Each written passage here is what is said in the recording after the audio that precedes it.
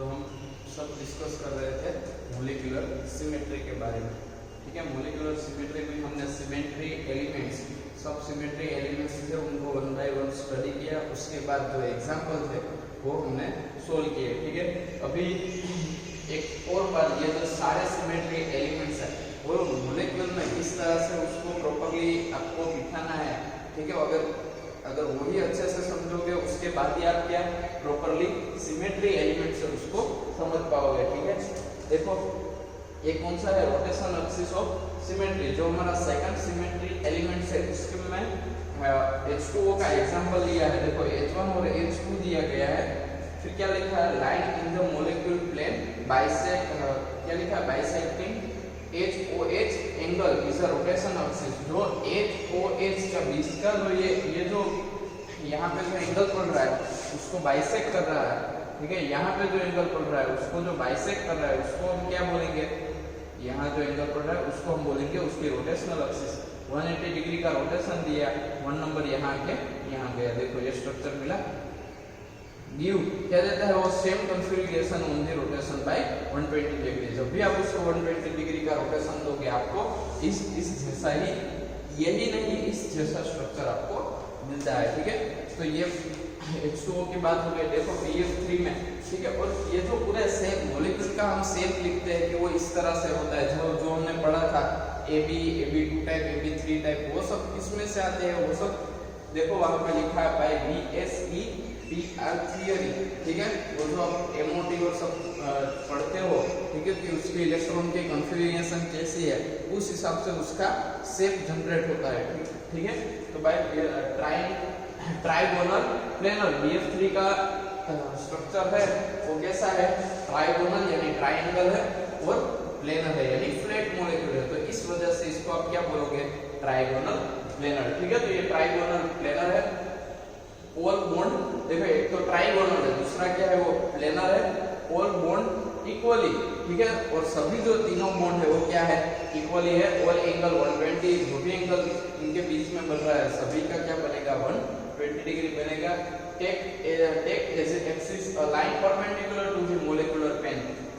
अभी आपको क्या करना है, एक प्रिंसिपल एक्सिस पास करनी है जो परपेंडिकुलर होगी, ये पूरे मॉलिक्यूल को परपेंडिकुलर होगी, यानी आपके सामने से यहाँ से पास कर दो, और जो ये डैश डैश लाइन से लिखी है उसका मतलब वो आपके सामने से पास होगी। यहाँ लिखा है एक्सिस परपेंडिकुलर टू प्लेन, ये जो एक्सिस पास हो रही है वो परपेंडिकुलर टू प्लेन है। ठीक है, passing through the B atom, जो B से पास हो रही है। अभी 120 डिग्री का रोटेशन आप दोगे, 1 नंबर घूम के कहाँ आ जाएगा, ये जो 1 नंबर है, ये जो यहाँ पे जहाँ अपना हाथ है वो 1 नंबर घूम के कहाँ आ जाएगा, यहाँ आएगा 3 नंबर, यहाँ आएगा। देखो 3 नंबर आ गया।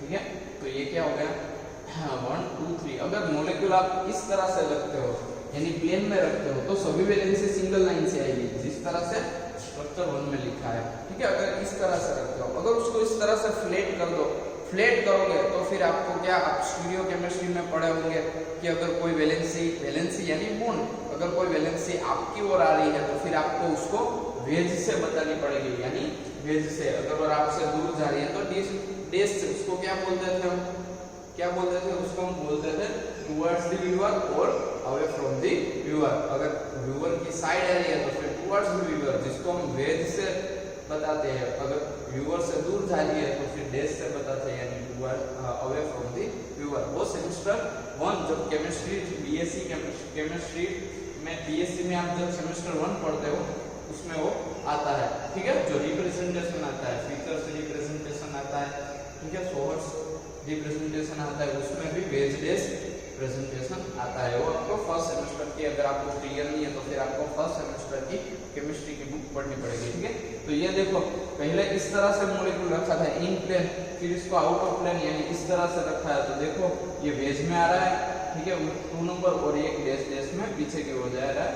ठीक है, F3। तो फिर यहाँ क्या लिखा है, व्यू डाउन हियर, यानी आप क्या कर रहे हो, इस तरह से देख रहे हो। ठीक है, फिर इनको इस तरह से रोटेशन देना है। तो हम जो बोल रहे थे क्या, X Y और Z किस तरह से मॉलिक्यूल रखते हो उस पर डिपेंड होगा। ये देखो यहाँ इसकी X होगी, ऊपर के साइड उसकी Y होगी, और यहाँ से सामने की ओर, आपकी ओर यहाँ से सामने की ओर आएगी ना वो Z, तो इसमें Z यहाँ पे है, ठीक है, Z आपकी ओर आ रही है। इस मॉलिक्यूल में देखो इसकी X इनके बीच में से पास हो रही होगी, इसके बीच में से पास हो रही होगी, ठीक है। Y है वो ऊपर से आ रही होगी और Z आपके सामने, यानी यहाँ पे Y प्रेजेंट है। लेकिन इसमें क्या किया गया है, जो परपेंडिकुलर है उस एक्सिस को Z बोल दिया है और जो आपके सामने आ रही है उसको Y बोल दिया है, ठीक है। यानी एक्सिस चेंज होती रहती है, ठीक है। ये और आपको क्या करना है, क्लॉकवाइज ही रोटेशन देना है। Z एक्सिस से आपको क्या करना है, क्लॉकवाइज रोटेशन देना है। तो ये BF3 की बात हो गई, ठीक है। Symbol for axis of symmetry Cn where rotation about axis gives same configuration every 360 degree divided n is fold axis, यानी n आपको क्या जितना भी रोटेशन देना है उतना नंबर आपको लिखना है। thus H2O is a C2, H2O का क्या होगा, उसकी प्रिंसिपल एक्सिस C2 होगी। एक्सिस BF3 का BF3 है C3, three fold axis, one axis can gives rise to more than one rotation, ठीक है। One axis can give more than one, यानी एक से ज्यादा, ये जो C3 है उसको आप एक से ज्यादा बार उसको ग्रेटर देन में है, यानी एक से ज्यादा रोटेशन आप दे सकते हैं। तो हमने पढ़ा था ना C3 वो इस हिसाब से कुछ याद आ रहा है, हमेशा कुछ लिखते थे। ये एक रोटेशन हो गया, फिर ये दूसरा रोटेशन हो गया और फिर ये तीसरा रोटेशन हो गया, ऐसा हम लिखते थे ना। और इसको हम क्या बोलते थे, ये बोलते थे, ठीक है। इसको हम क्या बोलते थे, ई बोलते थे। तो उसकी बात कर रहे थे, तो more than one, therefore BF3 what if we rotate by 240 degrees, ठीक है। अगर हम उसको उतना डिग्री घुमाएंगे तो क्या होगा, तो 3 नंबर जो है वो घूम के कहाँ जाएगा, यहाँ आ जाएगा। यानी आपने 120 प्लस 120 कितना आएगा, 120 प्लस 120 कितना डिग्री आएगा, 240 डिग्री, ठीक है। तो ये क्या हुआ, इसका मतलब क्या है, देखो most difference between two operation, difference क्या है, रोटेशन बाय 120 डिग्री, उसको हम क्या बोलेंगे, describe as a C3 one time. अगर हमने 240 डिग्री हमने उसको रोटेशन दे दिया, ठीक है, तो उसको हम क्या बोलेंगे, C3 2 टाइम। उसको क्या बोलेंगे हम, C3 2 टाइम, यानी डायरेक्ट आप ये रोटेशन दे सकते हो, ठीक है। अगर एक रोटेशन दोगे तो एक पोजीशन से चेंज होगी। अगर 2 रोटेशन यानी 120 प्लस 120, तो पूरा एक छोड़ के आपको लिखना है, यानी ये जो 3 नंबर है वो ये छोड़ के यहाँ लिखना है। तो देखो स्ट्रक्चर में लिखा है, अगर आपने 240 डिग्री उसको क्या दिया है, रोटेशन दिया है, ठीक है। इन जनरल CN एक्सिस, देखो CN axis minimum angle of rotation, ठीक है, gives operation CNM where both M and N are integrated. When M is equal to N, we have special case which introduce a new types of symmetry operation. जब भी N is equal to M is equal to N होगा, यानी N ऊपर और नीचे दोनों same होगा, तो आप सबको पता है कि आंसर E आएगा। आइडेंटिटी ऑपरेशन फॉर H2O, अगर हम C2 उसके प्रिंसिपल एक्सिस C2 है, अगर हम उसको 2 टाइम पास करोगे तो आपको E मिलेगी, ठीक है। अगर BF3 प्रिंसिपल एक्सिस 3 है, 3 टाइम रोटेशन दोगे, बोथ क्या देंगे, both molecular identical arrangement to initial one. जो भी स्टार्टिंग में मोलेक्यूल था उसका कॉपी नहीं, वही स्ट्रक्चर आपको वापस मिल जाएगा। इसको इस वजह से अगर NM हुआ तो उसको आप क्या बोल सकते हो, उसको आप आइडेंटिटी E बोल सकते हो। Rotation by 360 is extremely equivalent to rotation by 0 degree. अगर आप कोई भी मोलेक्यूल को आप 0 डिग्री रोटेशन दो या 360 डिग्री रोटेशन दो, दोनों में कोई डिफरेंस नहीं है, वही स्ट्रक्चर आपको वापस मिलेगा, ठीक है। Therefore the operation of doing nothing to the molecule, अगर आपको आइडेंटिटी E यानी C1 पास करना है, या तो आपको जो भी उसका N है उतना ही उसको रोटेशन देना है, तो फिर आप क्या कर रहे हो, आप कुछ नहीं कर रहे हो, मोलेक्यूल को एज इट इज रख रहे हो, ठीक है। देखो ज़ेनॉन टेट्राफ्लोराइड, कौन सा एग्जांपल दिया गया है, ज़ेनॉन टेट्राफ्लोराइड, ठीक है। उसमें भी एग्जाम में आपको या तो नाम लिखा हुआ होगा, याद रखना, नाम से भी स्ट्रक्चर याद होना चाहिए, ठीक है। ज़ेनॉन टेट्राफ्लोराइड, अगर आपको पूछा जाए कि xenon टेट्राफ्लोराइड है उसमें कौन कौन से सिमेट्री एलिमेंट्स प्रेजेंट है, तो फिर आपको क्या करना है, xenon टेट्राफ्लोराइड का पहले तो आपको उसका मोलिकुलर इक्वेशन आना चाहिए यानी XeF4, फिर पता होना चाहिए कि उसका स्ट्रक्चर कैसा है। उसका स्ट्रक्चर कैसे होगा, सेंटर में Xe होगा और 4 फ्लोरीन, ठीक है, कितने डिग्री पे, 90 डिग्री पे वो सेट हो गया, ठीक है। तो देखो ये 90 डिग्री सेट हो गया। अगर 90 डिग्री का रोटेशन है एक दूसरे को, मिनिमम रोटेशन कितना देना होगा, हमें वही स्ट्रक्चर, उस जैसा स्ट्रक्चर चाहिए, तो सिंपल है 90 डिग्री का रोटेशन देना होगा। और 90 डिग्री कब आएगा, जब उसमें C4 पास हो रही होगी, ठीक है। तो ये देखो ये आपने रोटेशन दिया, 1 नंबर यहाँ से घूम के कहाँ गया, यहाँ पे, ठीक है। तो ये 90 डिग्री का रोटेशन हो गया, तो इसमें C4 पास हो रही है, ठीक है। फिर क्या दिया गया है, साइक्लोपेंटा डाइइनाइट, ठीक है। उसको क्या किया है, देखो इसमें प्रॉपर्ली कितने डिग्री का C5 प्रेजेंट होगी ना, यानी 72 डिग्री का उसको क्या देना होगा, आपको रोटेशन देना होगा। आपको क्या करना है, उसको रोटेशन देना है। क्या होगा, सिंपली ये यहाँ आ जाएगा। अरे ये घर वाली बात होगी ना, बोला था ना इसको छोटी समझ लो, ये चारों कार्बन देखो इक्वली हो गए साम सामने, इसको छोटी समझ लो, ये चारों कार्बन साम सामने सेम ही हो गए, ठीक है। यानी किसी भी इसको छोटी समझ लो, ये चारों कार्बन एक जैसे ही हो गए, देखो ये दोनों और ये दोनों इक्वल, और ये इसकी चोटी, इसको चोटी समझ लो, ये दोनों और ये दोनों इक्वल आ गए हैं, ठीक है।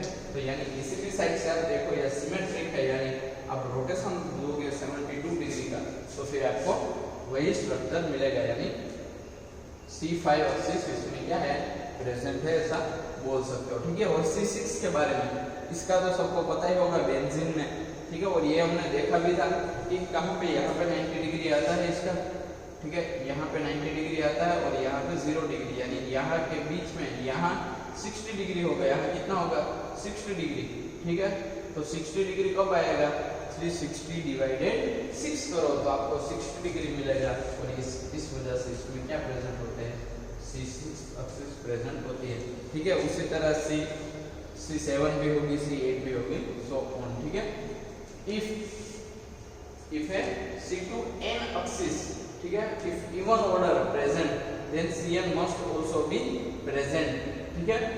उसमें देखो C4 है, उसको C4 को 1 टाइम दिया गया है और C4 को 2 टाइम दिया गया है, ठीक है। पहले क्या किया, 1 को रोटेट करके इसको C4 90 डिग्री घुमाया है, यहाँ देखो ओनली 90 डिग्री घुमाया है, ठीक है। इसको क्या किया है, 90 डिग्री इसको घुमाया, वो घूम के यहाँ गया, ठीक है। तो इसमें क्या किया है, इसमें 180 डिग्री का रोटेशन दिया है, यानी C4 2 टाइम दिया है, तो ये घूम के यहाँ आ जाएगा, ये घूम के यहाँ आ जाएगा, देखो डायरेक्ट स्ट्रक्चर, ठीक है। यही आया ना, देखो 4 नंबर यहाँ से यहाँ आना चाहिए, आ गया, ठीक है। 1 नंबर घूम के यहाँ, यानी 180 डिग्री, इस तरह से ही आपको क्या करना है, उसको घुमा देना है, ठीक है। ये स्ट्रक्चर मिल रहा है।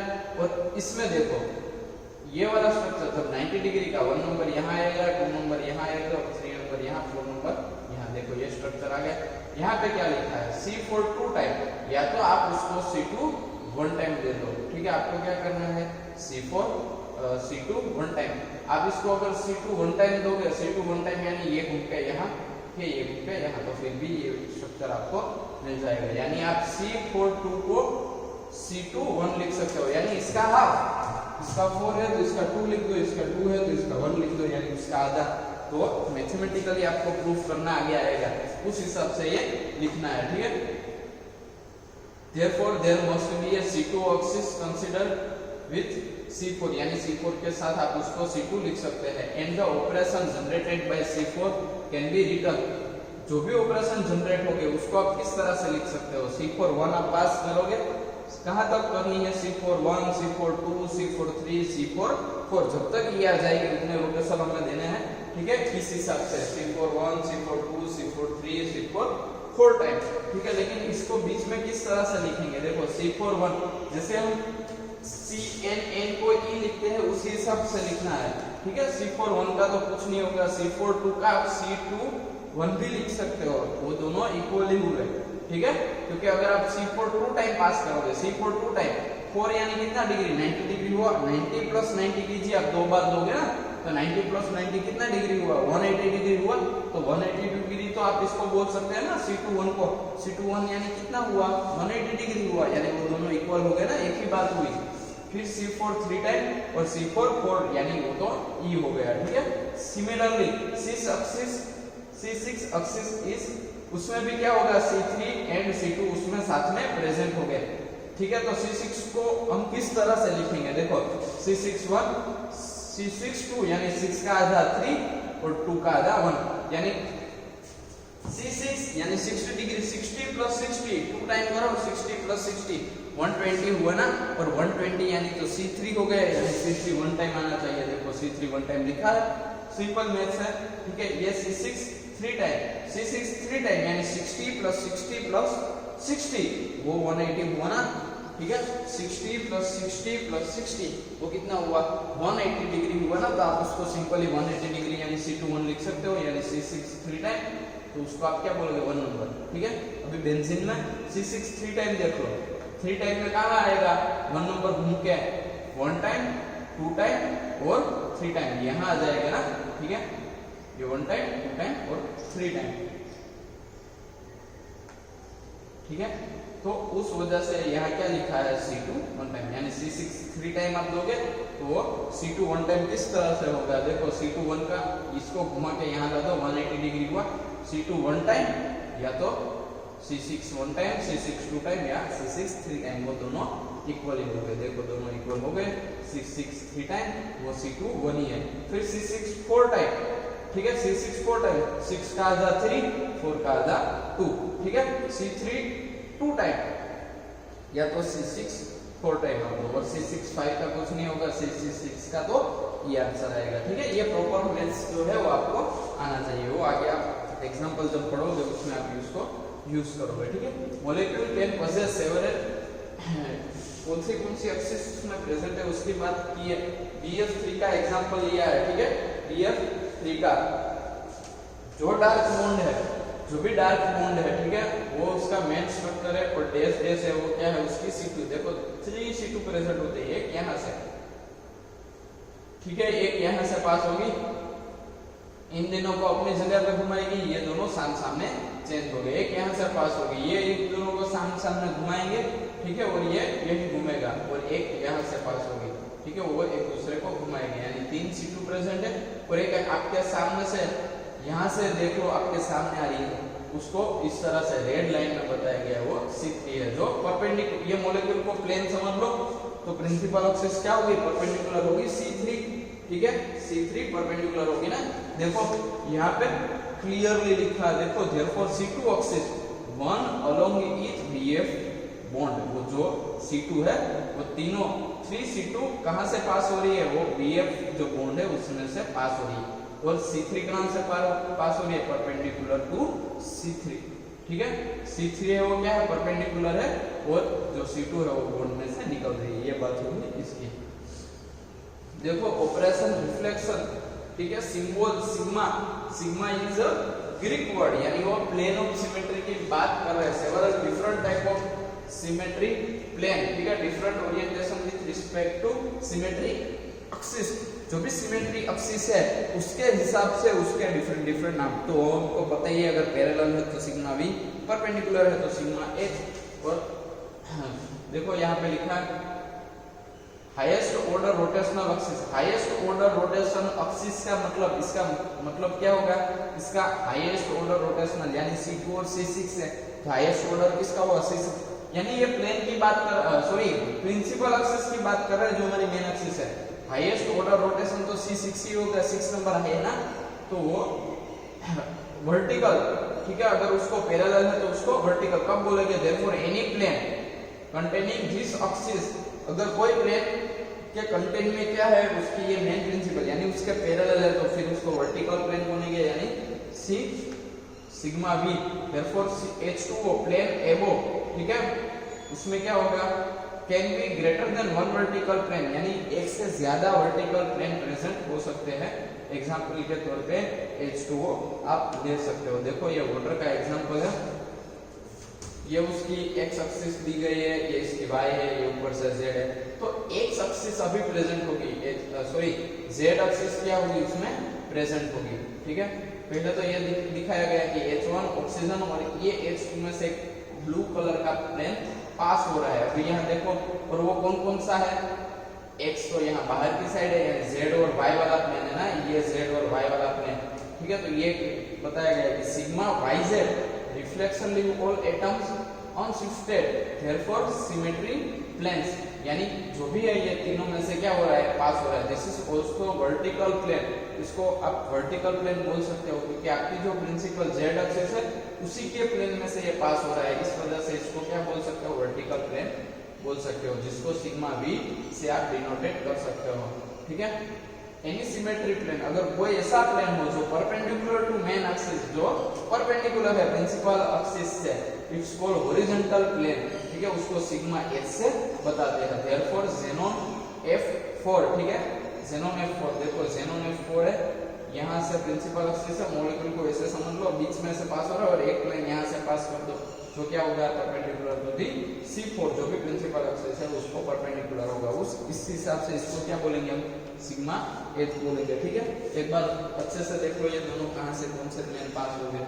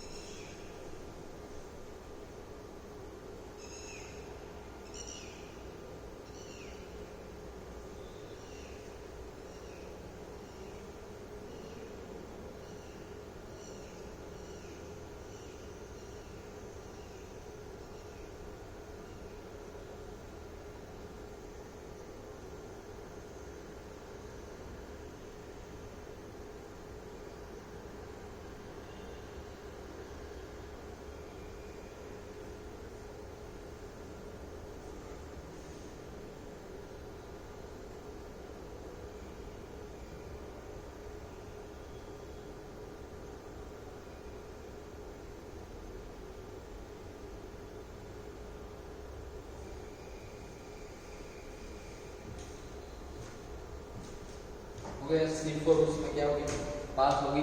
नेक्स्ट एग्जांपल देखो, some molecule possess additional plane, different एक से ज्यादा प्लेन होते हैं एज वेल एज, यानी एडिशनल प्लेन होता है और उसके साथ में sigma v and sigma h which need a separate label, जैसे कि xenon फ्लोराइड, ठीक है, जो भी है F4 उसकी बात कर रहे हैं। देखो उसमें सिग्मा v भी प्रेजेंट होता है, सिग्मा h भी प्रेजेंट होता है और सिग्मा d भी उसमें प्रेजेंट होता है, ठीक है। फॉर वर्टिकल प्लेन, ठीक है, for vertical plane but two different from other, जो चार वर्टिकल प्लेन है, हमने देख लिया है एग्जांपल, जो चार वर्टिकल प्लेन है, sigma d is a one type of sigma v, sigma d क्या है, वो एक टाइप का सिग्मा v वर्टिकल प्लेन ही है, लेकिन डिफरेंस क्या है, सिग्मा v है, ठीक है, वो किसी एंगल को बाइसेक्ट नहीं करता, जबकि सिग्मा d, ठीक है, सिग्मा d यानी जो डायहेड्रल प्लेन है वो bisect the angle between two C2, यानी जो ये दो C2 पास हो रही है, ये दो जो C2 पास हो रही है उसके बीच का जो एंगल है उसको कट करता हुआ अगर कोई प्लेन पास हो रहा हो तो फिर उसको हम क्या बोलेंगे, सिग्मा d बोल रहे हैं। यानी 4 प्लेन है, उसमें से 2 है वो डिफरेंट दो अलग, ठीक है, जो भी 2 बॉन्ड है उसको सिग्मा v बोलेंगे, बट जो बाइसेक्ट द बॉन्ड्स, जो बाइसेक्ट कर रहा है उसको हम क्या बोलेंगे, सिग्मा d, यानी dihedral plane usually, but not always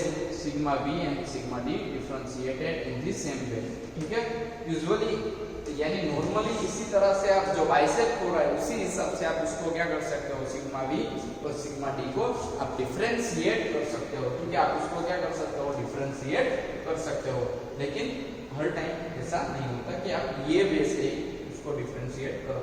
to final points about plane of symmetry, ठीक है, if numbers no c and axis, ये सब बाद में पढ़ेंगे, ठीक है। ये यहाँ देख लो कहाँ सिग्मा v है, पहले तो स्ट्रक्चर देख लो, इस तरह से पूरा स्ट्रक्चर है, ठीक है, ये क्या है, पूरा स्ट्रक्चर है, एक C2 एटम को, 2 C2 एटम से हमको पता है ना, 2 एटम टू एटम ट्रांसफर होगी, एक यानी ये C2 या तो एक ये प्लेन और एक 2 प्लेन, वो सिग्मा v हो गया, ठीक है। लेकिन ये देखो एक C2 यहाँ से पास होगी, जो बीच का प्लेन है वहां से पास हो रही है ना, तो यहाँ से जो पास हो रही है 2 C2, उसके बीच में कुछ एंगल बन रहा है और यहाँ से पूरा प्लेन पास कर दो तो इन तीनों का आपस में मिल जाएगा स्ट्रक्चर और इन तीनों की मिरर इमेज मिलेगी, ठीक है। तो ये जो प्लेन है, ठीक है, यहाँ से या तो ये सोच लो, बट ये प्लेन हम सिग्मा d नहीं बोल सकते क्योंकि सिग्मा d की एक कंडीशन है, सिग्मा d कभी एटम में से या तो जो भी प्रिंसिपल जो हमारा एटम है पूरा या तो जो भी बोल्ट है उसमें से पास नहीं होता। अगर उसमें से पास होता है तो आप डिफरेंशिएट कैसे करोगे? ठीक है, अगर कोई ऐसा प्लेन हो जो बाइसेक्ट कर रहा हो एंगल, ठीक है, एंगल बाइसेक्ट कर रहा हो, बट अगर वो एटम में से पास हो रहा है तो फिर उसको सिग्मा बी की बोलेंगे, डी नहीं बोल सकते। सिग्मा डी की कंडीशन क्या है?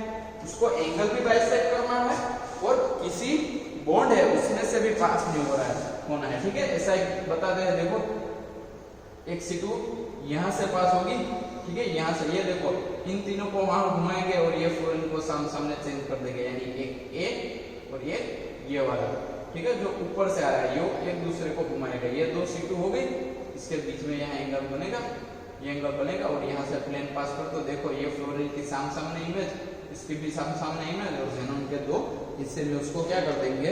बांट देंगे। ठीक है, इसी वजह से इसको क्या ये एंगल भी बाइसेक्ट कर रहा है और किसी बॉन्ड में से भी पास नहीं हो रहा है, इस वजह से इसको क्या बोलेंगे हम? Sigma D. और सिमिलरली यहाँ भी क्या आ गया? सिग्मा डी प्रेजेंट, ऐसा बोल सकते हो। ठीक है, अभी आपको प्रॉपरली पूरा जो सिमेट्रिक एलिमेंट्स है वो आप पढ़ गए होंगे। ठीक है, अभी एक और बात है, सेंटर ऑफ इन्वर्जन। ठीक है, सेंटर ऑफ इन्वर्जन में आप देखो ऐसा एग्जांपल दिया गया है, ट्रांस इनटू F2, यानी देखो ऐसा ही नाम दिया होगा एग्जाम में, ऐसा ही नाम लिखा हुआ होगा ओनली ट्रांस इनटू F2, तो आपको उसका स्ट्रक्चर पता होना चाहिए। पहले तो ट्रांस का मतलब पता होना चाहिए कि दोनों जो वैलेंसी है वो ऑपोजिट में होगी, यानी ऊपर होगी एक नीचे होगी। अगर सिस लिखा है तो दोनों नीचे की साइड होगी। ठीक है, फिर N2F2 है तो फिर उसको आपको पता होना चाहिए कि नाइट्रोजन डबल बॉन्ड से होंगे और दो फ्लोरीन ट्रांस पोजीशन में होंगे। देख, ठीक है, इसको N1 कहे तो इसको N2, इसको F2 और F1। यहां से देखो same distance, opposite side same symmetry मिलती है ना, यानी इसमें सेंटर ऑफ इन्वर्जन प्रेजेंट है। अगर हमें इन्वर्जन ऑपरेशन देना है इस मॉलिक्यूल को तो फिर क्या करना है? आपको सामने चेंज करना है। तो देखो सेंटर ऑफ इन्वर्जन आप दे दोगे तो ये दोनों सामने चेंज हो जाएंगे, यानी 2 नंबर यहाँ और यहाँ F2, देखो 2 2 आ गया। ठीक है, तो ये आपने इन्वर्जन ऑपरेशन दिया है। ठीक है, तो इसमें ये लिखा है, सिंबल इसका I है, सेंटर ऑफ, इसको क्या बोलते हैं? Symbol same for operation inversion and element centre, इसको I बोलेंगे। Another example of xenon tetrafluoride. ठीक है, देखो इसमें सेंटर ऑफ इन्वर्जन प्रेजेंट नहीं, क्या बोला? xenon atom is centre of symmetry. ठीक है, इसमें सेंटर ऑफ इन्वर्जन प्रेजेंट है, सॉरी इसमें सेंटर ऑफ इन्वर्जन प्रेजेंट है। ठीक है, क्यों? यानी xenon से ऑपोजिट साइड जाइए आपको मिलेगा पूरा दोनों साइड सेम, यहाँ पे मिलेगा आपको दोनों साइड सेम। ठीक है, और अब जब इसको आप I ऑपरेशन दो तो सबको एक दूसरे में चेंज करना है, यानी F1 यहाँ F3 यहाँ, देखो आ गया F3, F2 यहाँ F4 यहाँ, देखो यहाँ F4 आ गया। ठीक है, तो ये आपने ऑपरेशन उसमें दे दिया। ठीक है, तो इसको हम बोलेंगे सिमेट्रिक ऑपरेशन। फिर तो ये मैथमेटिकली इक्वेशन है। एक और बात, ठीक है, एक और बात, ये सोचो I स्क्वायर है, जब भी आप सेंटर ऑफ इन्वर्जन कोई भी मॉलिक्यूल में आप 2 टाइम दोगे तो आपको ओरिजिनल बॉन्ड स्ट्रक्चर मिल जाएगा। कैसे? ये F1 जो भी हमारा ट्रांस वाला एग्जांपल था, अगर आप सोचो ये देखो ये दोनों को ही अभी सोचो, F1 है वो यहाँ गया, F2 यहाँ गया, ये 1 टाइम इन्वर्जन होगा।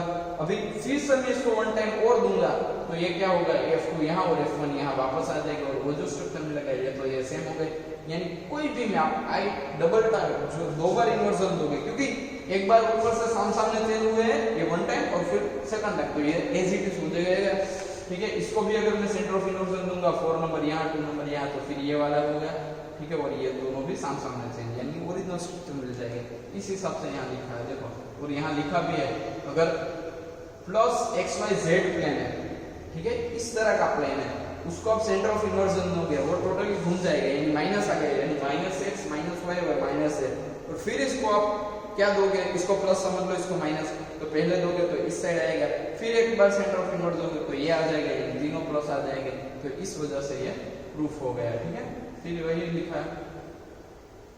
ठीक है, फिर ये लिखा है कि अगर x y और z है, ये रोटेशन लिखा है, अगर आप रोटेशन z एक्सिस से दोगे तो ये दोनों चेंज हो गए x और y। ठीक है, और ये प्लेन ऑफ रिफ्लेक्शन दिया है, क्या किया है? प्लेन रिफ्लेक्ट किया है, चेंज किया है, वो किस में से पास हो रहा है? x y में से पास हो रहा है, यानी वो एज इट इज रहेंगे और z चेंज होगा, देखो चेंज हो गए। लेकिन ये आपको लिखना नहीं, ये नहीं आएगा आपको। ठीक है।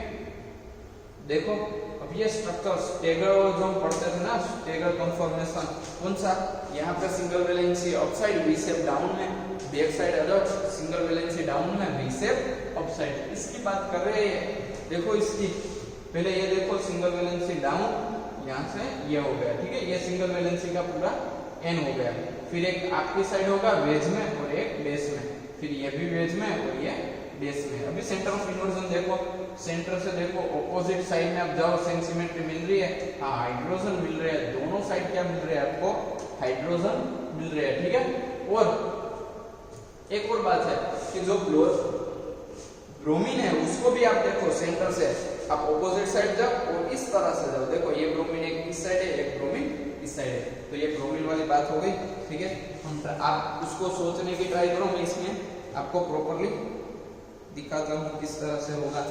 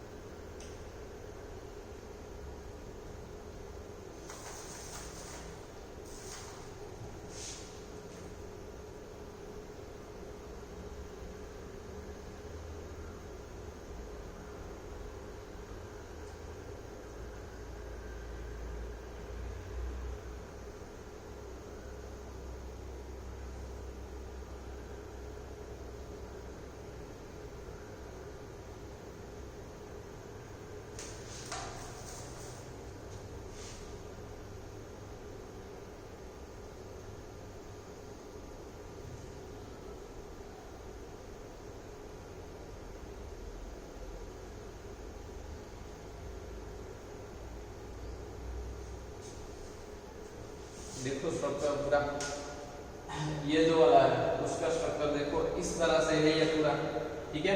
देखो पीछे भी दिख रहा है आपको, ये इस तरह से है, ठीक है। ये पूरा मॉलिक्यूल जो है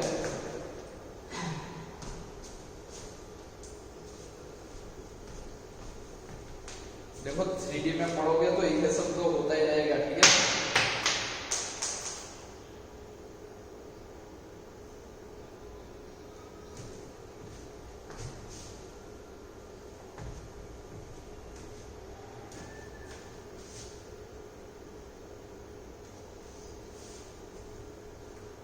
देखो ये जो इसकी है, ये इसमें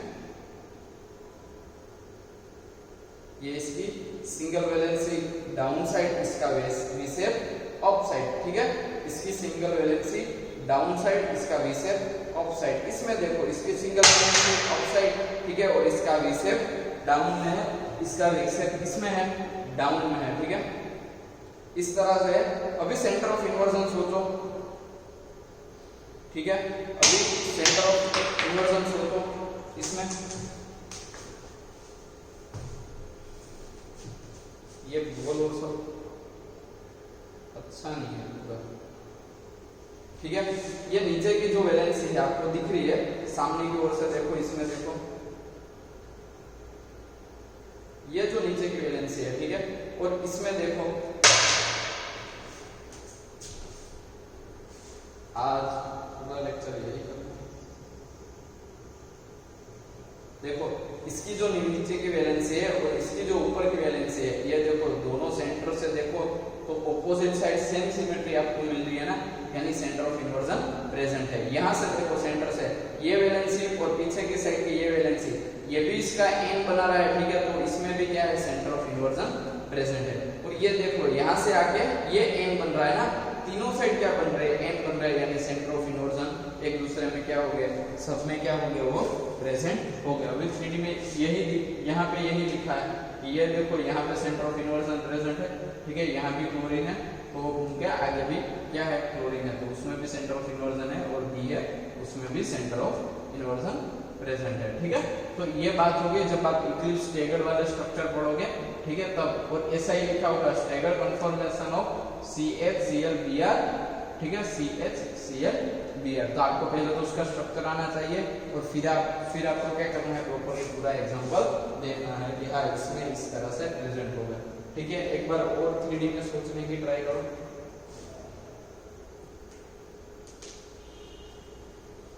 ठीक है, नेक्स्ट एग्जांपल देखते हैं।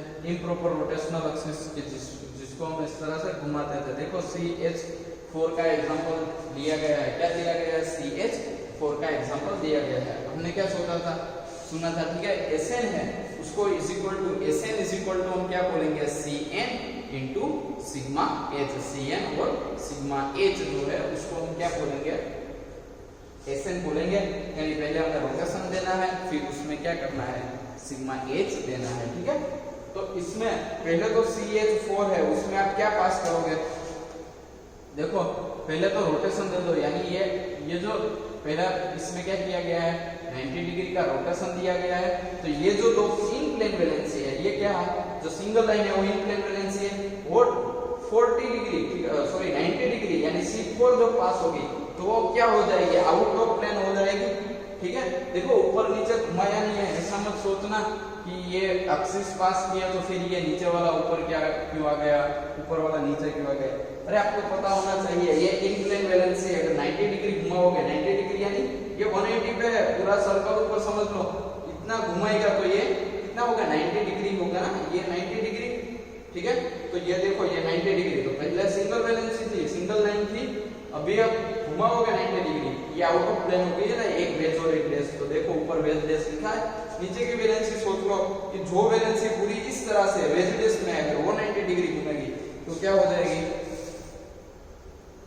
वो भी इस तरह से होगी ना पूरी।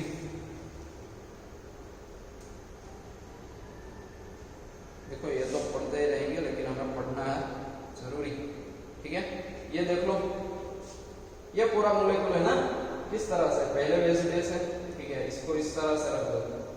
ठीक है, अभी यहाँ देखो पूरा मोलेक्यूल देखो, ये तो आउट ऑफ प्लेन नीचे की जो है ना, ये तो हाइड्रोजन हो गए, ये तो हाइड्रोजन हो गए, ऊपर की इन प्लेन वैलेंसी है। ठीक है, अगर मैं इसको कितना डिग्री रोटेशन दिया है, 90 डिग्री, यानी ये आपकी ओर आएगा। ये देखो पहले ये इन प्लेन वैलेंसी ऐसे कर दो, फिर है, ठीक है, इस तरह से आप घुमा दिया, ये वेज और डेस हो गया, देखो वेज डेस आ गए, और नीचे की जो वेज डेस थी, ये वेज और नीचे डेस, वो घूम के इन प्लेन आ गए, यानी सिंगल लाइन, तो हो गई सिंगल लाइन। ठीक है, वो क्या हो गई, सिंगल लाइन। अभी रिफ्लेक्शन दे दोगे आप, क्या करोगे, उसको यहाँ से बीच में से एक प्लेन पास करोगे, ये ऊपर आ जाए, ये दोनों नीचे, तो इस तरह से होगा, ये क्या कहाँ आ जाएगा, इस तरह से वापस आ जाएगी। ओरिजिनल वन देखो ऐसा कुछ स्ट्रक्चर है, बी से और वेज डेस आ गया पूरा। ठीक है, तो वो स्ट्रक्चर आपको पहले जो जैसा था वैसा मिल गया, तो इस वजह से इसमें इम्प्रॉपर रोटेशनल एक्सिस प्रेजेंट है, ऐसा बोल सकते हो। देखो ये जब हमने C4 इसमें पास की थी ना 90 डिग्री, तो ये जो स्ट्रक्चर मिला, इसको इस पे बन बिठाओ, ये दोनों हाइड्रोजन ऊपर की साइड यहाँ बीच में, यहाँ पे है अभी नहीं है ना, और ये वेज डेस में है, लेकिन ये देखो ये दोनों साइड में, यहाँ साइड में कहीं दिख रहे, नहीं दिख रहे ना, नीचे की साइड आपको दिखना है, ऊपर का ऊपर की साइड दिखना है, ऐसा प्रेजेंट नहीं है। तो इस वजह से आपको क्या बोलना है कि इसमें C4 है वो प्रेजेंट, इस वजह से इसमें अभी C4 प्रेजेंट नहीं है। पर अगर हम C4 के साथ एक बार रिफ्लेक्शन दे दें तो कुछ ऐसा स्ट्रक्चर मिलता है जो ओरिजिनल वन से मैच हो रहा है, तो फिर इसको आप C4 नहीं बोलेंगे। ये दो बात हो गई ना, दो ऑपरेशन हो गए, रोटेशन एंड रिफ्लेक्शन, और इसको क्या बोलेंगे, Cn और सिग्मा H दोनों दे रहे हो तो उसको Sn बोलेंगे। तो इस वजह से इसमें क्या लिखा है, C4, यानी किसी भी मॉलिक्यूल को, ठीक है, इस मॉलिक्यूल को आप एक C4 और एक बार रिफ्लेक्शन दो तो ये मिलता है। अगर उसी मॉलिक्यूल को आप डायरेक्ट एक ही रोटेशन दो, और वो कौन सा, S4 यानी इसको रोटेट करके इसको इस तरह से घुमा के, ठीक है, फिर नीचे इस तरह से रख देना है, तो फिर ये वाला स्ट्रक्चर मिल जाएगा। देखो इसको आप H1 समझ लो, तो घूम के यहाँ आ जाएगा, फिर घूम के नीचे आ जाएगा, तो देखो ये H1 यहाँ आ गया।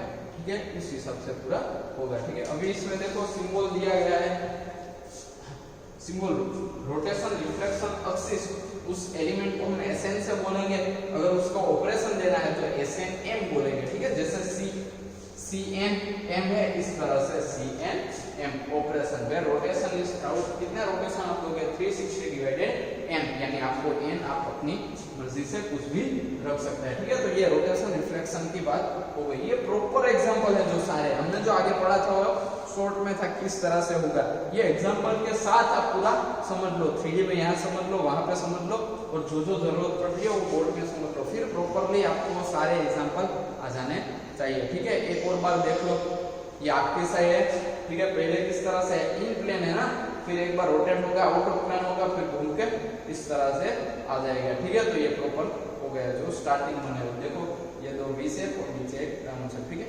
तो उस हिसाब से क्या होगा, और देखो ये जो हम पढ़ रहे हैं ना इस तरह से, ये CH4 ही है, ये जो हम पढ़ रहे हैं ना इस तरह से, ये और नीचे भी ये CH4 है। किस हिसाब से देखो इसको,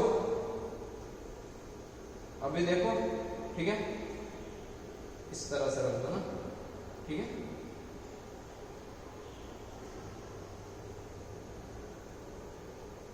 देखो ये वैलेंसी प्रिंसिपल एक्सिस, ये वेज और ये डेज। हम पढ़ते हैं ना CH4 का एग्जांपल इस तरह से,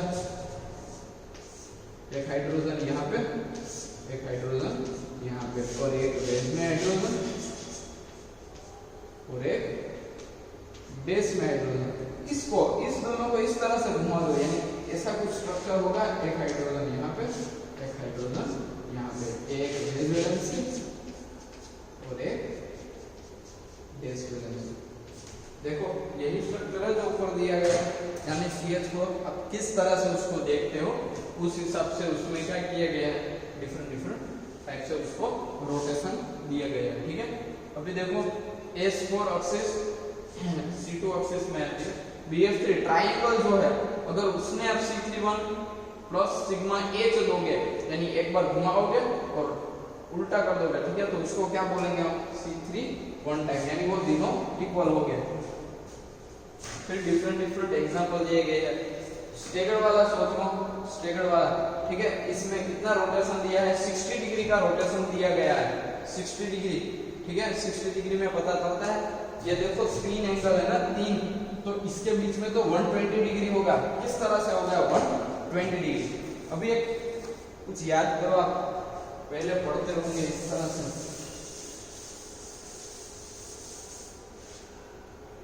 ऐसा कुछ याद है, एक हाइड्रोजन यहाँ, एक हाइड्रोजन और एक हाइड्रोजन, ये फ्रंट कार्बन, ये बड़ा वाला है जो वो बैक कार्बन है, ठीक है। एक हाइड्रोजन यहाँ और एक हाइड्रोजन यहाँ, ठीक है। ये इक्लिप्स वाला स्ट्रक्चर है, और एक ऐसा स्ट्रक्चर आपने पढ़ा होगा, ठीक है। यहाँ हाइड्रोजन, यहाँ हाइड्रोजन, एक यहाँ पे हाइड्रोजन, और इस तरह से कुछ पढ़ा होगा आपने, तो इसको स्टेगर्ड बोलते हैं। ये वाला स्ट्रक्चर है स्टेगर्ड, ठीक है। इसको ये इस सामने की साइड से देख रहे हो, आप क्या कर रहे हो, इसको यहाँ से देख रहे हो तो इस तरह से दिखेगा, अगर साइड से देखोगे तो इस तरह से दिखेगा। अभी एक और बात देखो, स्टेगर्ड वाला जो स्ट्रक्चर है उसमें अब इस तरह का कुछ सोचो, बेंजीन जैसा कुछ होगा ना। देखो ये हाइड्रोजन यहाँ पे है, यहाँ पे एक हाइड्रोजन हो, यानी देखो 60 डिग्री पे क्या हो रहा है, ये पूरा बेंजीन जैसा स्ट्रक्चर है ना।